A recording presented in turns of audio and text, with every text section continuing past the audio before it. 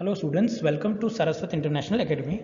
आज हम 10th standard maths के लिए second part of the revision start करेंगे। हम चैप्टर स्टार्ट किया था फर्स्ट रियल नंबर्स, तो आज उसके लिए आगे के एमसीक्यू को हम स्टडी करेंगे। तो स्टार्ट करते हैं आज के वीडियोस को। चलो, फर्स्ट एमसीक्यू मुझे गिवन है कि that 0.02222 up to infinite time is a which kind of a number? It is a rational number, integer type number, irrational number और जीरो। अब ये टाइप के क्वेश्चन आपने 9th स्टैंडर्ड में ऑलरेडी स्टडी किए थे कि अगर कोई नंबर बार बार रिपीट हो रहा है तो we can write it is 0.02 bar. और ये कौन से टाइप का डेसिमल एक्सप्रेशन हो रहा था मेरा?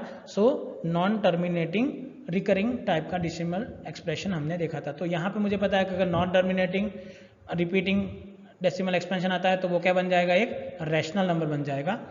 तो इसे हम कह सकते हैं कि ये क्या होगा? Rational number. और इसके लिए मैंने टेक्निक भी सिखाई थी। अगर आपको ये सॉल्व करना है तो यू हैव टू राइट, तो इसके लिए आप सिंपल टेक्निक से सॉल्व भी कर सकते थे, पर यहाँ पे सिर्फ मुझे लिखना है कि कौन सा नंबर होगा। So that is called rational number. तो सिंपल तरीके से आप इसे सॉल्व कर सकते हैं। चलिए, नेक्स्ट एक एमसीक्यू दिया गया आपको कि if P1 and P2 are the distinct prime numbers then what is their GCD, और you can say it is HCF। अब मुझे बोला गया है P1 and P2 are distinct prime number. Suppose कि मैंने P1 इक्वल्स टू ले लिया है 3 एंड P2 इक्वल्स टू ले लिया है मैंने 5। This are distinct number. तो अगर मुझे इसके लिए GCD निकालना है तो मुझे क्या करना पड़ेगा? तीनों को multiply, so that will become 15। मतलब कि मुझे कभी भी अगर मैं वैसा ही कोई केस लेता हूँ कि P इक्वल्स टू 5 ले रहा हूँ और P2 इक्वल्स टू ले रहा हूँ 7, तो भी मुझे इसका GCD निकालने के लिए दोनों को मल्टीप्लाई करना पड़ेगा, तब जाके मुझे मेरा आंसर देखने को मिल सकता है यहाँ पे। तो देख सकता हूँ कि यहाँ पे मुझे दोनों को क्या करना पड़ेगा? Multiply. So we can say option C P1 into P2 will be the correct answer. तो यहाँ पे बस मुझे देखना है कि किस तरीके से मैं इसे सॉल्व कर रहा हूँ। चलो आगे बढ़ते हैं नेक्स्ट एमसीक्यू के लिए।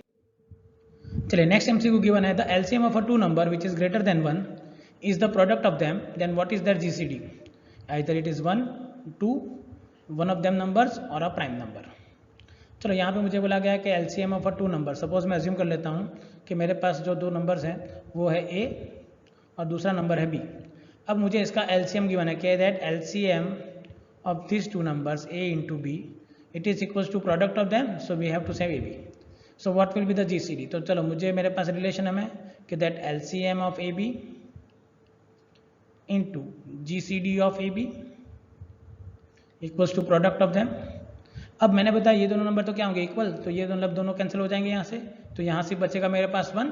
सो देयरफॉर यू कैन से कि if GCD of this two numbers I have to calculate then my answer will be 1। तो यहाँ पे आप देख सकते हो कि फर्स्ट ऑप्शन आपका क्या हो जाएगा? करेक्ट आंसर आपको देखने को मिल सकता है। चलिए, नेक्स्ट नंबर बोला गया है √4 + 3 is the which kind of a number?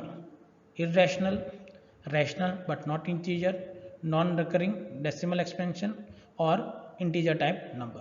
तो यहाँ पे अब मुझे देखना है कि मेरे पास कौन सा टाइप का नंबर यहाँ पे देखने को मिल सकता है। चलिए, सबसे पहले बात करता हूँ √4 की। तो √4 को मैं लिख सकता हूँ स्क्वायर रूट के फॉर्मेट में 2, और मुझे करना है √4 + 3, that means I have to do 2 + 3, that will become a 5।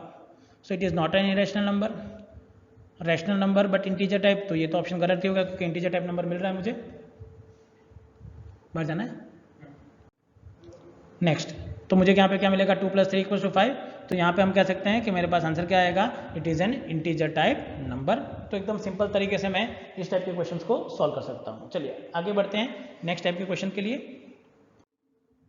Next question मुझे गिवन है कि that if GCD of a AB is 8 and LCM is 64 where A is greater than B, then what is A? चलो, मुझे given है GCD of AB। अब मेरे पास again real number है कि GCD इंटू LCM को मैं लिख सकता हूँ दोनों प्रोडक्ट ऑफ टू नंबर्स। अब GCD मुझे गिवन है 8 और LCM मुझे गिवन है 64 और इक्वल्स टू गिवन है AB। तो A इंटू बी क्या हो गया मेरे पास? 64 इंटू 8 करना है मुझे, तो 64 हो जाता है 2 to the power 6 और ये हो जाएगा 2 to the power 3। मतलब मेरे पास आंसर क्या आएगा? 2 to the power 9। चलो, मुझे बोला गया कि A ग्रेटर नंबर है और B स्मॉलर नंबर है, तो A और B की पॉसिबल नंबर्स क्या क्या हो सकते हैं? तो अगर मैं A इक्वल्स टू लेता हूँ, क्योंकि A ग्रेटर होना चाहिए, तो मेरे पास A के कौन कौन से नंबर है वो देखो। तो अगर मैं A लेता हूँ 2 to the power 5, तो B होना चाहिए 2 to the power 4। तो यहाँ पे पॉसिबल्स हैं कि मैं अलग अलग कौन कौन सी पेयर बनाना शुरू करता हूँ A B की, ताकि मुझे आंसर मिलेगा। तो देखिए, मैं हॉरिजॉन्टल पेयर बना रहा हूँ A और B के लिए। सपोज कि A की नंबर लेता हूँ 2 to the power 5, तो ये होगा 2 to the power 4। सपोज कि मैं ले रहा हूँ A to the power 6, तो यहाँ पे होगा 2 to the power 6 लूँगा, तो यहाँ पे होगा 2 to the power 2 to the power 3 हो जाएगा। सिमिलरली 2 टू दी पावर 7 लूँगा तो मुझे मिलेगा 2 to the power 2। Similarly 2 to the power 8 लूँगा तो यहाँ पे मिलेगा मुझे 2। तो इस तरीके से ABCD के पॉसिबल वैल्यूज़ हैं। तो या तो 32 होगा तो ये हो जाना चाहिए 16। इस तरीके से मुझे आंसर मिलेगा। तो मुझे देखना होगा कि उसके रिस्पेक्ट में A और B की वैल्यू क्या आ रही है मेरे पास।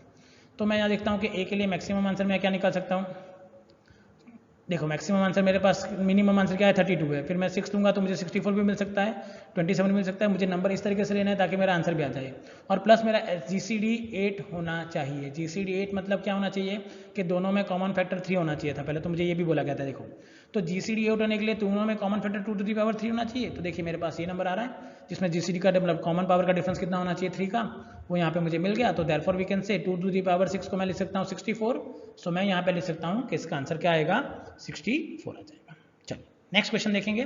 नेक्स्ट क्वेश्चन में गिवन है कि n is greater than 1 and n to the power 4 plus 4 is for what n belongs to natural number, a prime number, a composite number, 1 और इनफाइनाइट। चलो पहले तो मेरे पास है n टू दी पावर 4 है और प्लस 4 है। चलो n नेचुरल नंबर है मेरे पास।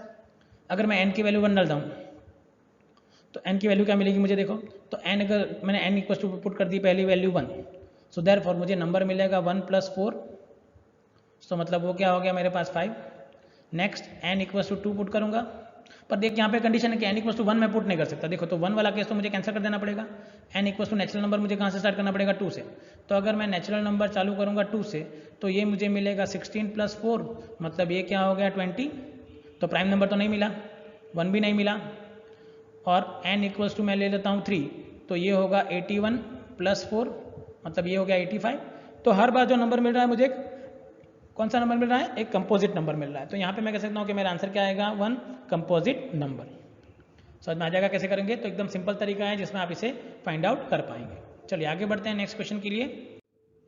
चलो नेक्स्ट क्वेश्चन गिवन है कि 5 to the power n end with which number, 0, 5, 25 और 10।